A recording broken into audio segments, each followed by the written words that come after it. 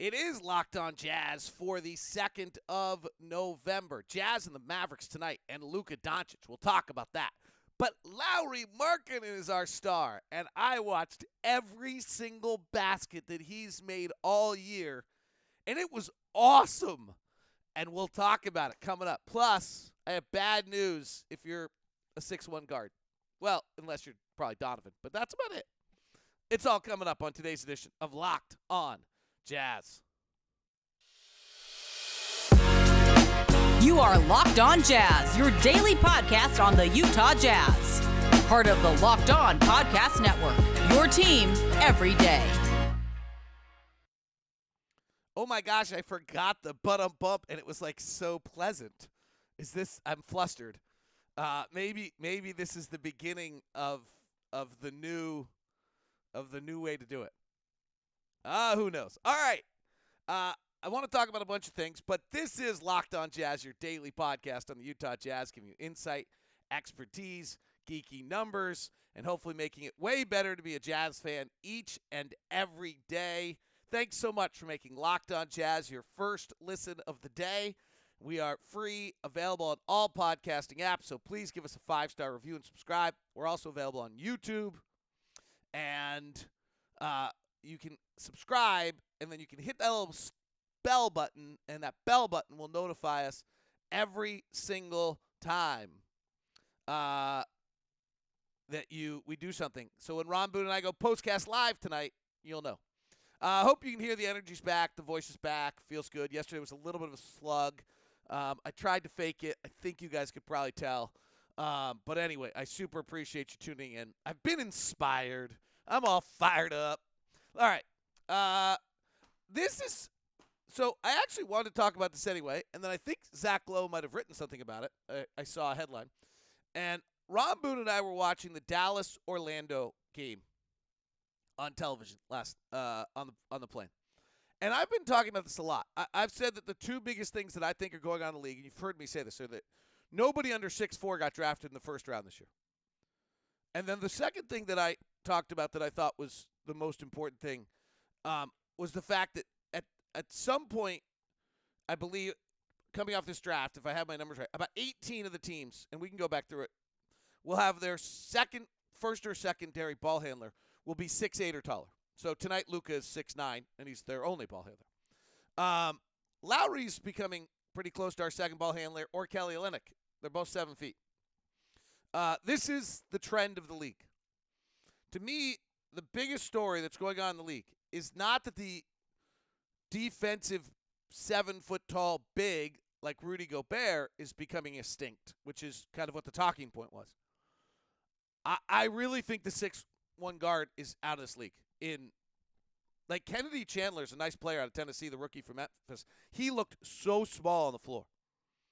Mike Conley might go down as the only player to ever actually say he was born at the optimum time for his career. Kemba Walker, Mike Conley. I don't know that these guys don't become second-round draft picks next by a year or two. If Lauri MarKkanen, as we're going to talk about here, is a secondary ball handler, and you can just invert the pick and roll all day, there's no way a 6'1 guard can stay on the floor defensively. We're going to see it tonight. We're going to probably have somebody else start on Luka, and they'll just bring Conley and make him guard Luka. It's like incredible that this is where the league is going. And I'm not saying this is a criticism of Mike. I think Mike, I think actually, I would actually take this the other way. This is probably the show I was going to do today, is Mike Conley is amazing and has been remarkable despite a game that is about to make him a dinosaur. That's probably where I was going today, and then I got obsessed with Lauri MarKkanen and watched every single made basket he's had all season long. And then I got obsessed with Luka, and we'll talk about Luka before it's over. So I just think this is a really important piece of where the NBA is going and worth talking about. And Lauri's a large part of it. And Luka's a large part of it. And so it's important tonight. But for the big picture trend, and I guess in a parlance of former Jazz players, I think it's going to be way harder for Donovan Mitchell to be a successful NBA player for the next 10 years than it is for Rudy Gobert. Well, Rudy's 30, so I think you get the gist of what I'm saying. But keep an eye on it. Like Scoot Henderson, I don't know how tall he is, but if he's anything under 6'3", it's an issue. You're going to have to be so incredibly great to be able to handle that type of play. Sorry, I have this weird light in this room. The lighting, I don't have lights in this room. Now it's like just blushing me out. So anyway, heck with YouTube. So anyway, I think that's just kind of the one that tipped it off was we watched Orlando-Dallas on the plane. Orlando has some injuries, so Cole Anthony and Markelle Fultz aren't playing, and Jalen Suggs is not playing. So Franz Wagner at 6'9" is their point guard. Paulo Banchero is 6'10" and handling on every play and just bogarting people in the lane. And he's so strong. And if you're not 6'4" or 6'5" on a switch, you can't guard him. You have no chance. You can't. Luka, I'm really curious to look at it. I haven't got a chance to prep it and look at it today yet. We'll do it. Maybe we'll do it. We'll do it together. Luka's field goals this year. He opened up the Orlando game, and he just bogarted guys into the paint and scored almost every field goal of the paint. And this was against a bigger team. This was against a mammoth team. Yeah, Luka's taking 41% of his shots this year at the rim. Last year, he took 19% of his shots at the rim. I knew I could tell. Because if he now gets a smaller guy on him, it's over. I'm telling you, 6'1" guards are extinct. Short, I mean like this. Not Kemba Walker, Mike Conley's. These brilliant, unbelievable guards that we've watched for years. I can't see it. And that's the number one trend in the league right now. It's where, frankly, this year's Jazz team, for all the talk of this year's Jazz team, might be better than last year's Jazz team, which I still am having a hard time with. I think there's a lot of revisionist history going on. But we were 6'1", 6'1", 6'4", 6'6", 7'1". This year we're 6'1", 6'4", 7 feet, 6'11". That in and of itself, in this day and age, might actually make this a better team.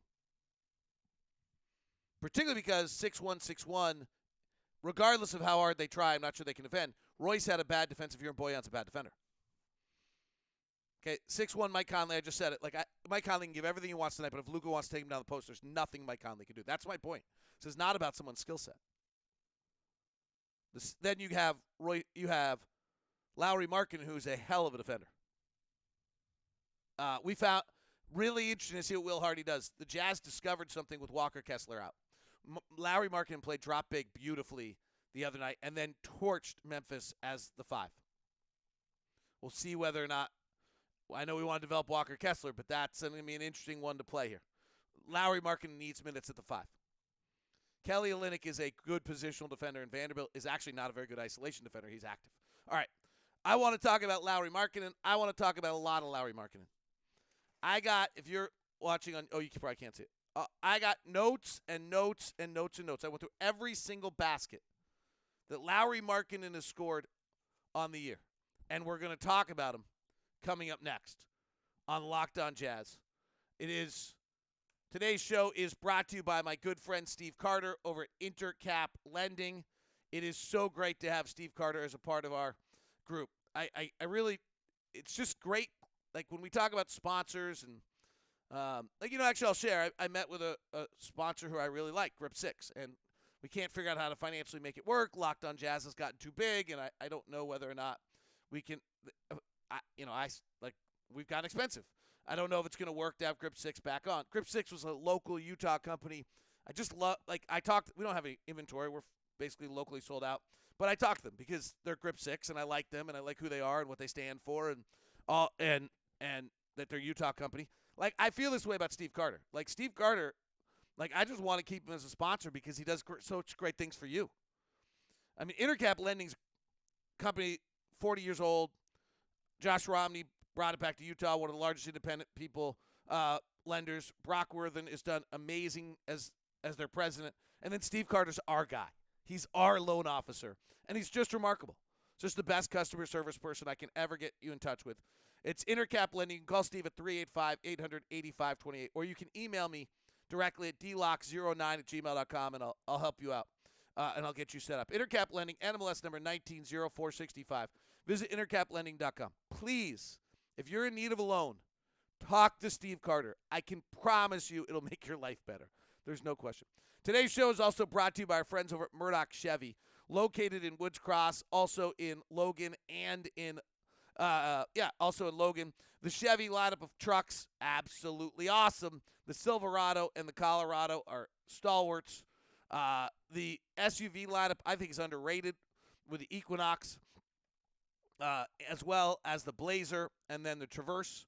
And then I loved it. I got an email the other day from someone who wanted to get their Bolt. I have a friend who has the Bolt, loves it, the electric car. And he says, hey, I know there's a wait list on. I want to plan ahead. Can you set me up with the guys over at Murdoch Chevy? Certainly. So we did that.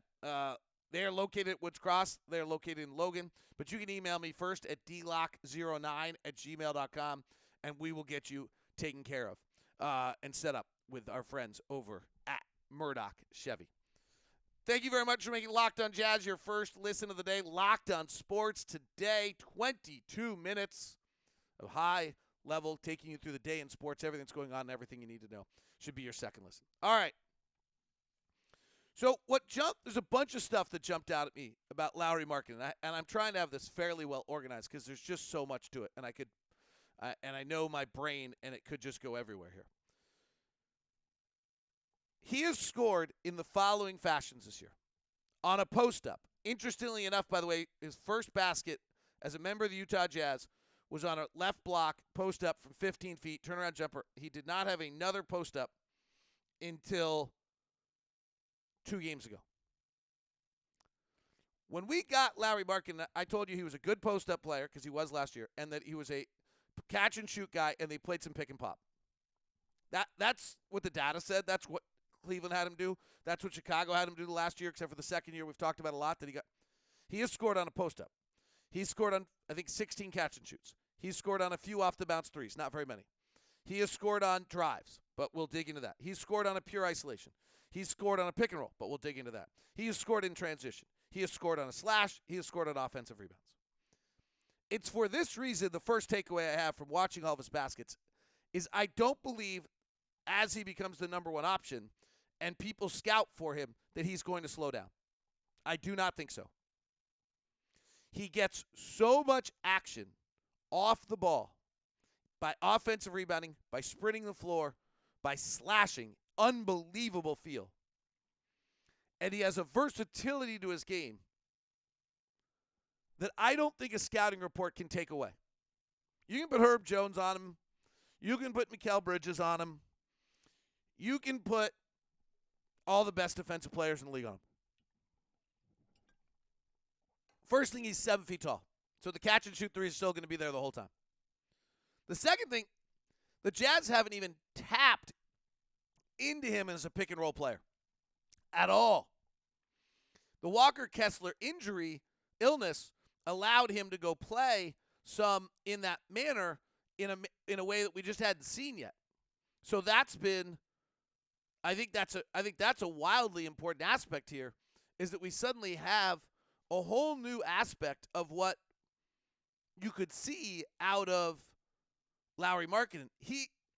The pick and pop game, he brushed a screen with Clarkson last game and hit a three. And then because he was playing center, he and Conley played pick and roll for 5 straight plays to amazing benefit and dividends, one of which was a corner three on a pop for MarKkanen.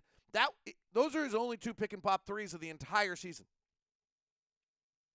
So I actually feel like he's averaging 22 points a game and leading us, and we haven't tapped it yet at all.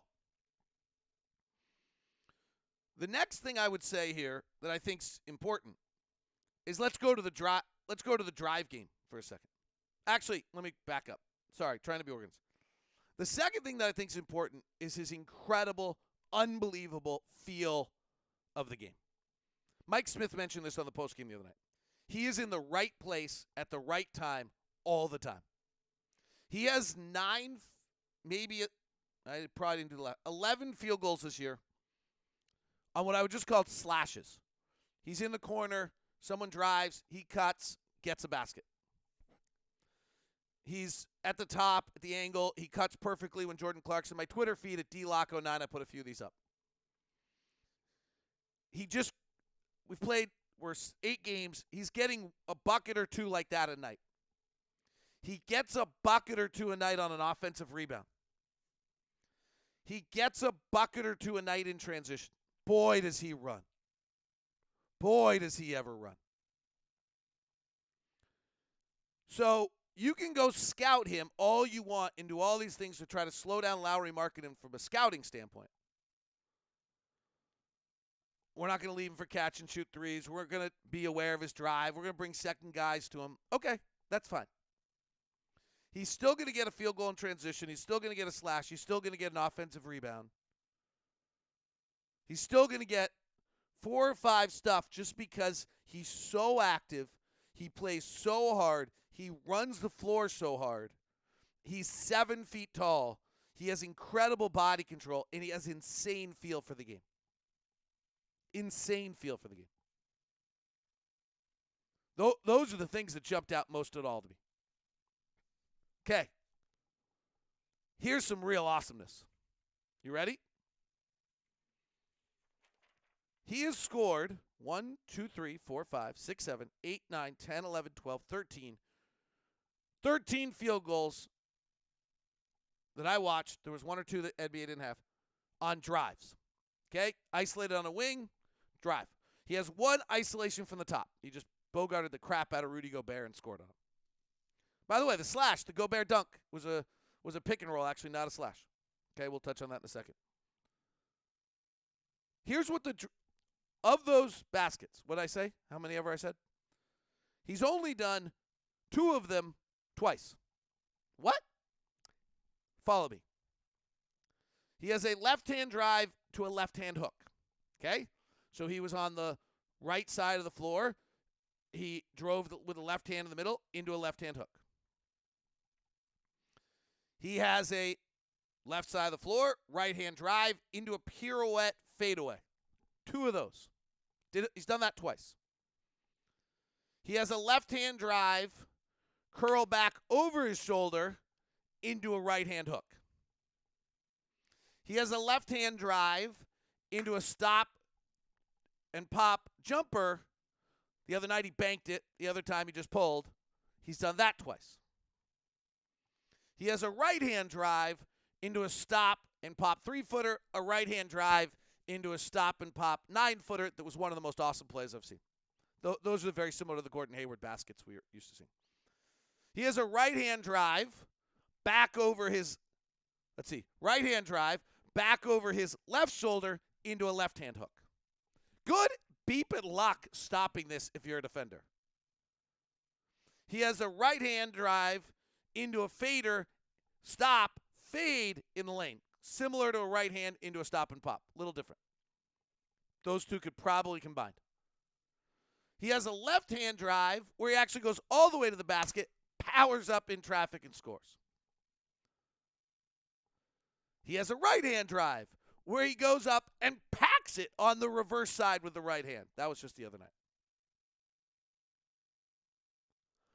He has a left-hand drive where he came up on the right side and reversed. And he has a right-hand drive into a right-hand runner off the window. Kind of the standard. Drive right hand, go up, standard. There's one there that's standard.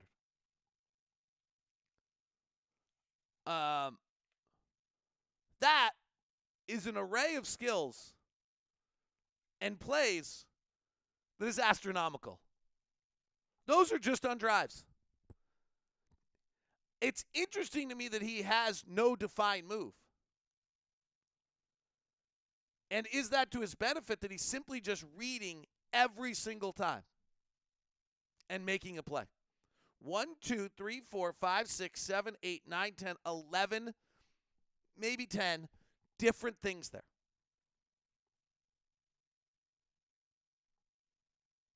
That's something. That's really something. Okay, pick and roll. I just don't think we've tapped it yet. I'm not criticizing. He was playing the 3. We're playing less pick and roll. We're playing Olynyk out of the handoff. We're playing Vanderbilt as a non-shooter. It's important he has the ball in his hands and plays handoff. There's no part of me, there's no criticism here. I just don't think we've tapped it. So he's actually run the pick and roll as a ball handler once too. But so far, we've run like 135 screens with Olynyk, 118 screens with Vanderbilt, and 110 screens with MarKkanen, but most of the screens on MarKkanen aren't getting back to MarKkanen. MarKkanen and Conley have run 46 pick and rolls, and were not good at it to start the year, like pretty bad, and then ran off 5 in a row the other night. Like, I want to go talk to Mike. I haven't had a chance. They did optional shooting instead of shoot around today. So I haven't had a chance to see Mike. I will get that done today to try to figure out, like, what's the play here? Like, what were you figuring out? Why? Open side, pick and roll, 5 straight times. What were you seeing? Or are you just trying to figure out Lauri? Because they kind of, first one was a turnover. Second one was a Sexton 3, next one was a Lauri 3, next one was a Beasley 3, next one was Conley got a wide open 3 at the top. Sexton, by the way, Sexton deserves some credit. He set some nice back picks inside of those 2 plays. So it was pretty awesome. The other one about Lauri is just the time I've spent with him, who he is. The dude's just super serious.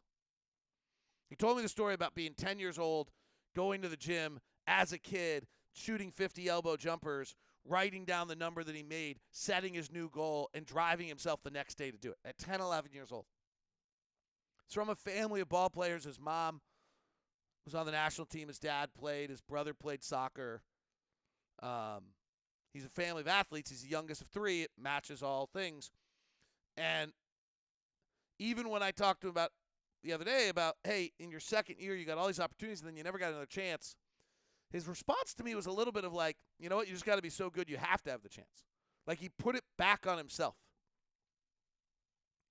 So this is pretty awesome to watch. This is a player with an incredible array of skills and a diversification of an offensive game being handed the primary keys, but not on a ton of set plays.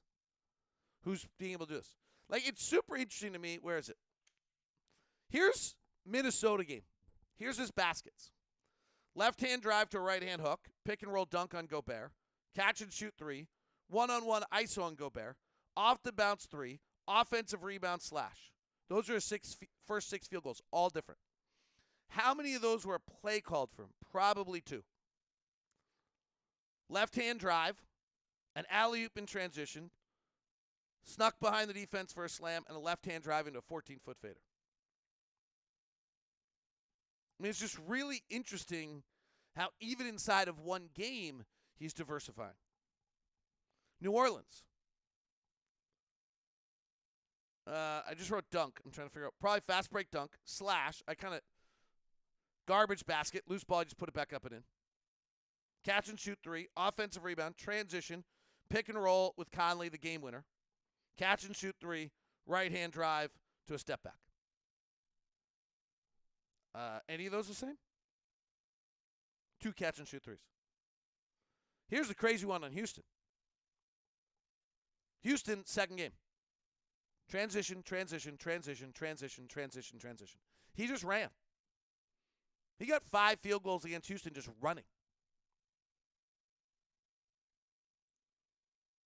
And it's interesting to watch it evolve, by the way.